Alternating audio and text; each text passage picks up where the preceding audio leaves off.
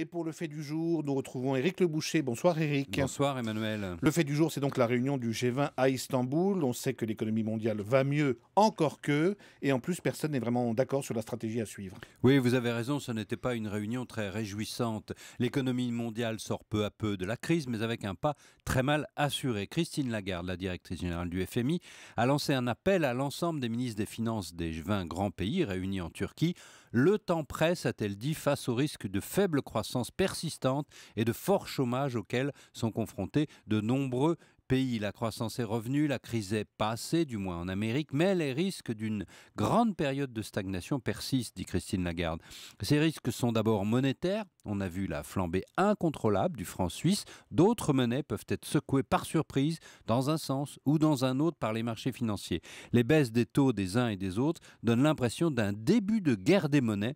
Le monde manque beaucoup de stabilité. Et puis les risques sont aussi budgétaires. Ça veut dire qu'il y a trop d'austérité ? Le FMI n'est plus le professeur de vertu budgétaire qu'il était dans les années 80. Au contraire même, il enseigne qu'il faut d'abord rétablir la croissance. C'est un point de vue qu'a partagé à Istanbul le secrétaire au Trésor américain, Jack Lew, qui a accusé indirectement l'Allemagne. En Europe, certains pays ont une marge de manœuvre budgétaire, a-t-il dit. Ils doivent l'utiliser pour augmenter la demande.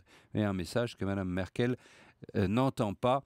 Elle reste sourde. Wolfgang Schäuble, son ministre des Finances, a d'ailleurs douché les espoirs concernant la Grèce. Il a redit qu'il n'était pas question de renégocier un nouveau plan avec Athènes. Alors Éric, les ministres se sont opposés sur d'autres sujets, comme l'environnement ou la lutte contre les paradis fiscaux. Et le monde manque d'un gouvernement uni. Les divergences persistent surtout sur la fiscalité, sur la lutte contre le financement du terrorisme et plus largement sur la façon d'organiser la mondialisation. Une réforme du FMI, par exemple, avec une place plus grande donnée aux pays émergents, est bloqué par les États-Unis depuis des années. Les problèmes sont mondiaux, on le sait, le climat, les infections, les mafias, la finance folle, mais l'Organisation mondiale, l'ONU, date de l'après-guerre. Il faudrait pouvoir se coordonner beaucoup mieux, mais aucun pays ne veut céder un peu de sa souveraineté, même en Europe. Du coup, les grands observateurs comme l'OCDE ou le FMI regardent le monde avec inquiétude. On sait ce qu'il faudrait faire, mais on ne le fait pas. Les stratégies divergent et la croissance qui devrait être forte dans les 10 ans qui viennent risque d'être essoufflée. Merci, c'était Éric Le Boucher.